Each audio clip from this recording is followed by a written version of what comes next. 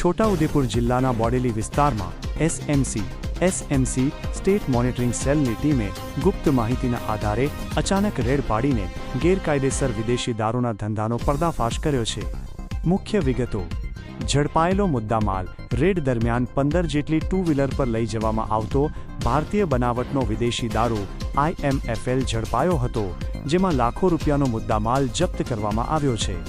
ધરપકડ: આ કાર્યવાહીમાં 14 આરોપીઓની ધરપકડ કરવામાં આવી છે, જ્યારે એક આરોપી ફરાર છે.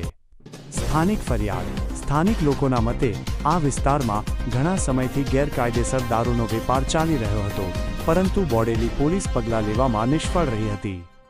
વધુ તપાસ: SMC દ્વારા આ દારૂના કિસ્સામાં વધુ તપાસ હાથ ધરવામાં આવી છે અને અન્ય સંડોવાયેલા શખ્સોની શોધખોળ પણ શરૂ કરવામાં આવી છે.